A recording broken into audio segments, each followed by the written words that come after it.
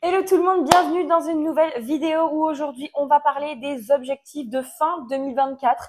En fait, les objectifs de milieu d'année 2024. Je sais pas si vous avez compris, normalement on fait les objectifs début d'année, et ben moi j'ai décidé d'en faire milieu d'année. Voilà, parce qu'il reste quand même 6 mois.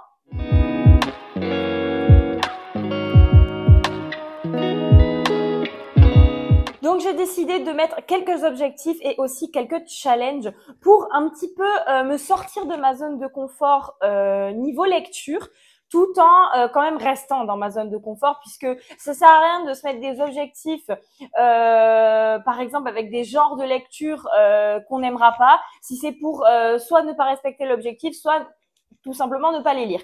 Donc, ça va être des objectifs assez classiques peut-être, mais écoutez, on va voir si je les respecte et on verra ça à la fin de l'année justement.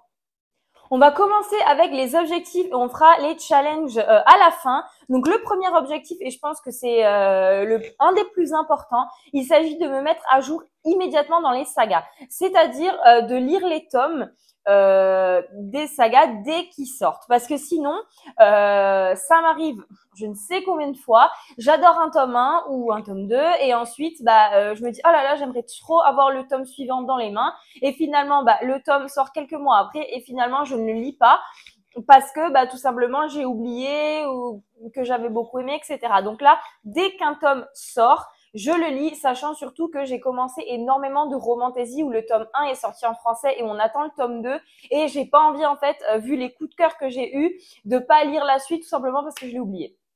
Pareil, un objectif méga important, c'est de découvrir de nouveaux genres littéraires. En fait, j'avais dans ma palle donc quelques livres qui étaient en dehors des genres que j'aime d'habitude, c'est-à-dire la dark romance et la romantaisie, que je voulais lire. Mais en fait, quand je finis une lecture, mon premier réflexe, c'est de prendre une lecture dans les deux genres où je suis familière, où je sais que je vais aimer, plutôt que d'aller visiter un autre genre. Et j'aimerais bien visiter d'autres genres. Je le ferai en vlog en fait, comme ça me forcera à le faire. Mais par exemple, le genre que je veux absolument découvrir, c'est les cozy mystery. Ça, franchement, j'ai trop hâte de découvrir. Un petit peu peut-être des livres un petit peu plus horreur. Les romances monstres aussi, même si c'est pas vraiment, je pense, un genre à part entière. Bref, il y a énormément de styles de livres que je veux découvrir pour changer un petit peu des deux genres auxquels je tourne habituellement. Troisième objectif, lire au maximum des livres thématiques. Je m'explique. Par exemple, à Noël, lire des romances de Noël. À Halloween, lire des romances un petit peu horreur, gore, etc. En automne, lire des romances d'automne. Enfin, vous avez compris. Parce que c'est vrai que je trouve que être dans le mood du livre, ça aide d'autant plus à se plonger dedans et en fait, au final, on apprécie encore plus le livre. Et ce que j'aime bien aussi, c'est le fait de le truc un petit peu communauté. Par exemple, quand on lit des romances monstres à Halloween, on est en général toute une communauté à lire ce genre de romance et un petit peu en fait faire partie d'un groupe. Enfin, je sais pas si c'est bien dit, mais vous m'avez compris.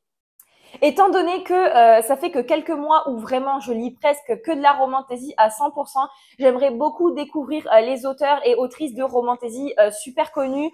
C'est vrai que sur toutes les chaînes basiques entre guillemets qui parlent énormément de romantaisie, je vois passer énormément d'auteurs et d'autrices et en fait je lis jamais leurs livres. Donc j'aimerais vraiment découvrir ces auteurs et autrices là parce qu'en général le peu de fois où je l'ai fait, ça a été des coups de cœur à chaque fois. Par exemple, l'autrice de Un destin ancré dans le sang, clairement j'en entendais parler depuis longtemps et c'est vrai que c'était un coup de cœur. Donc vraiment découvrir les auteurs classiques de romantaisie. Objectif plus ou moins basique, mais finir mon objectif Goodreads, même si bon, on en est très loin. J'avais pas mis beaucoup de livres, pourtant sur mon Goodreads, j'ai que entre guillemets 100 livres sur mon Goodreads que je voulais lire en 2024 en entier. J'en suis à 40 et quelques, donc clairement, si je veux rattraper mon retard, il va falloir que je me bouge, même si je pense que je n'atteindrai pas les 100 livres, mais bon, comme on dit, on peut toujours rêver. Un objectif livresque, mais qui est aussi un petit peu parallèle. Il s'agit d'avoir toujours un livre sur mon application Kindle sur mon téléphone pour lire sur mon téléphone au lieu de passer 1 heure sur TikTok. Parce que combien de fois ça m'arrive, et je sais que je suis pas la seule, le soir, je me mets dans mon lit, je me dis bon allez, je vais regarder 5 minutes TikTok et au final, on se retrouve à y passer une demi-heure. Ben là, je me dis au lieu d'y passer une demi-heure sur TikTok, autant lire un livre comme ça, ça fera avancer les lectures et je me dis pourquoi pas en fait dédier un livre uniquement à mon téléphone parce que c'est vrai que les 3/4 du temps, je le fais pas parce que je me dis ah oui, mais je sais pas quel chapitre j'en suis sur ma liseuse, donc du coup, il va falloir que je transfère et tout. Comme ça, si j'ai un livre extrait que sur le téléphone, j'aurai aucune excuse et je passerai moins de temps sur TikTok et je lirai plus souvent. Alors là, c'est vraiment un objectif, un challenge assez personnel. Il s'agit de lire de la fiction, non pas de la fiction, de la fantasy sans romance ou sans spice. Il y a pas longtemps, j'ai lu un livre de romantasy que j'ai vraiment énormément aimé, qui était sans romance et sans spice.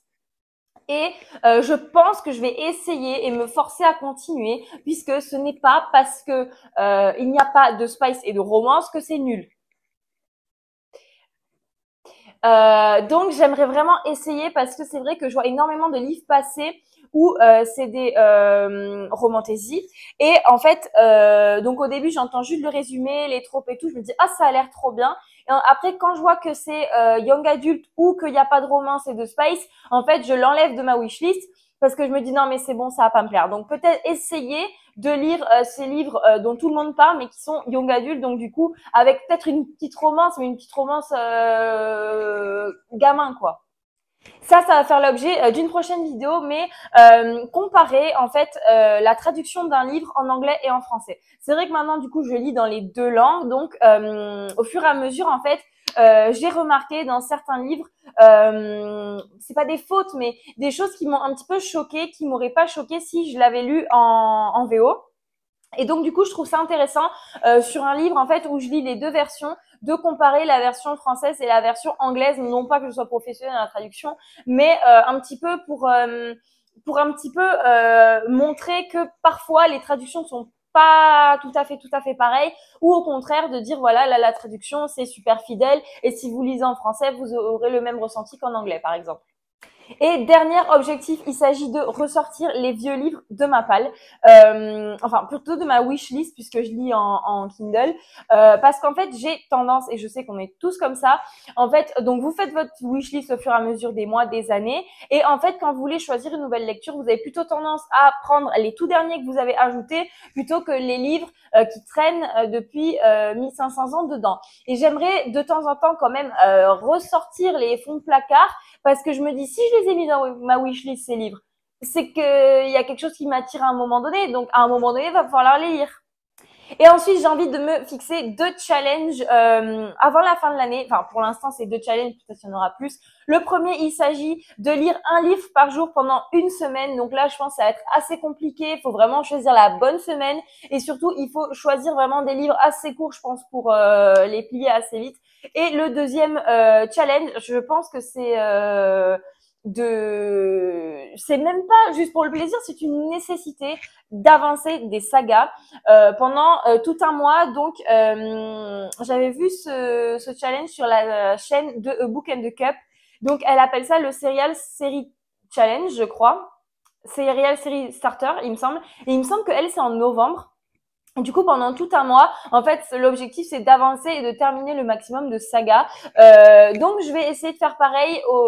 Franchement, j'aimerais tellement en terminer. Mais le problème, c'est que quand j'ai fait la vidéo sur les sagas la dernière fois avec vous, en fait, je me suis rendu compte que j'avais énormément de sagas qui étaient avancées, mais où le tome suivant n'était pas le dernier tome. Donc, pour en terminer, je pense que ça va être compliqué. Mais franchement, si je pouvais en terminer au moins une et en avancer le maximum possible, franchement, ça m'avancerait beaucoup parce que franchement, il y a des trucs pareils. Ça traîne depuis des années et j'ai jamais continué, ou au moins faire le tri sur celles que je lirai sans doute plus jamais. Voilà, c'était mes petits objectifs jusqu'à la fin de l'année pour les 6 prochains mois. N'hésitez pas à me dire dans les commentaires quels sont vous les objectifs que vous êtes fixés soit au début 2024, soit maintenant. Il est jamais trop tard puisque à mes yeux, la rentrée de septembre, c'est un début d'année. Comme celui de janvier. N'hésitez pas à me dire tout ça dans les commentaires et jusqu'à la prochaine vidéo, je vous dis bye!